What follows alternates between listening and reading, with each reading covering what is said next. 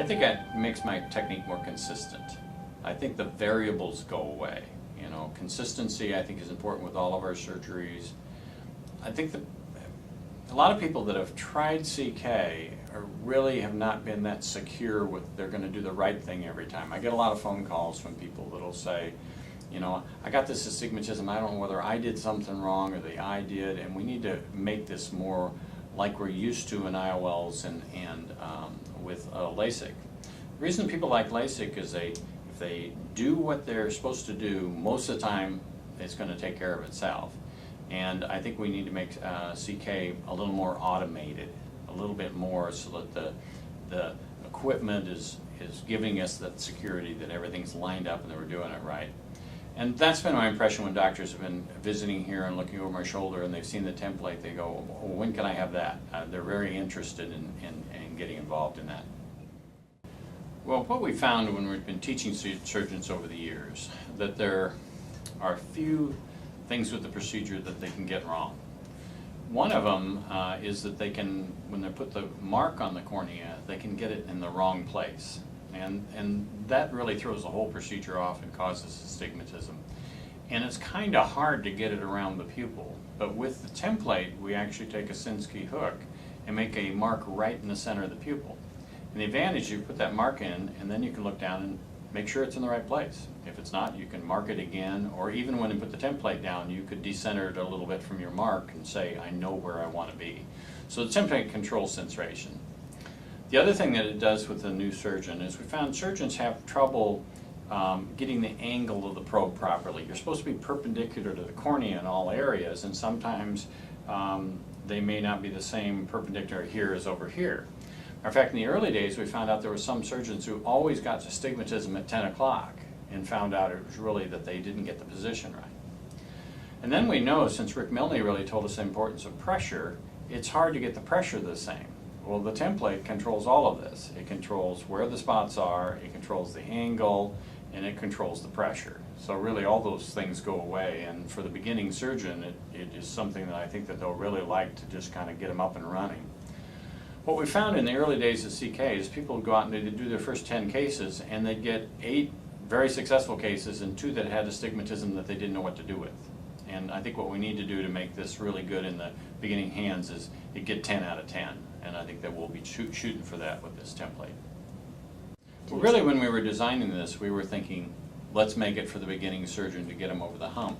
But the interesting thing is, if you look at myself, Rick Milne, and even Dr. Mendez, who developed this procedure, we all like it better because it seems to make us better too. So I think it's going to be something that both experienced surgeons and beginning surgeons are going to like.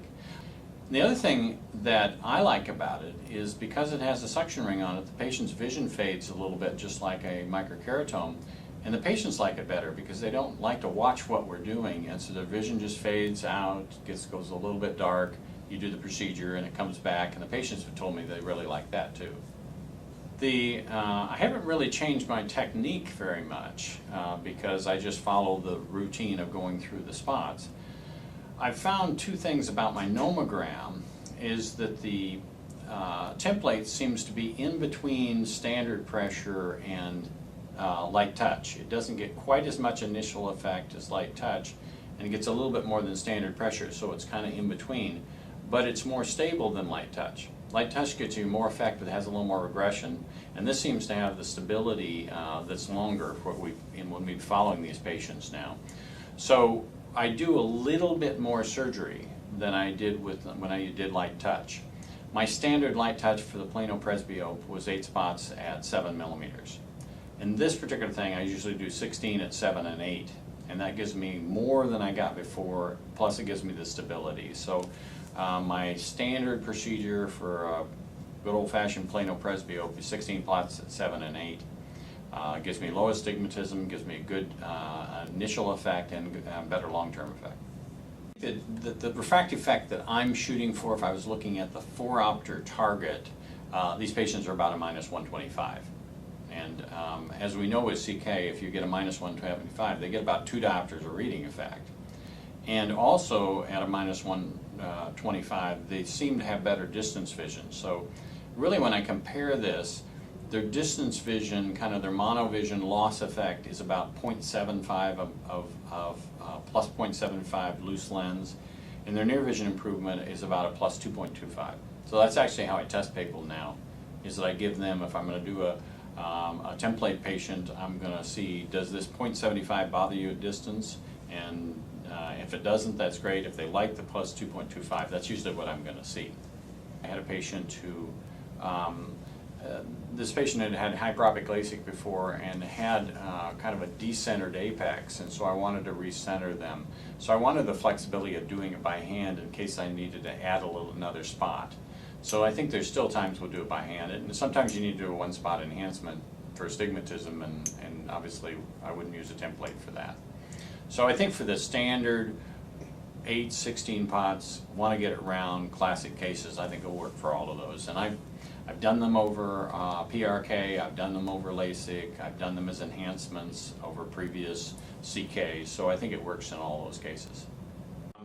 What I do is, if I'm going to do an enhancement, I go to the slit lamp first, and I take a marking pen, a surgical marking pen, and I mark the spots.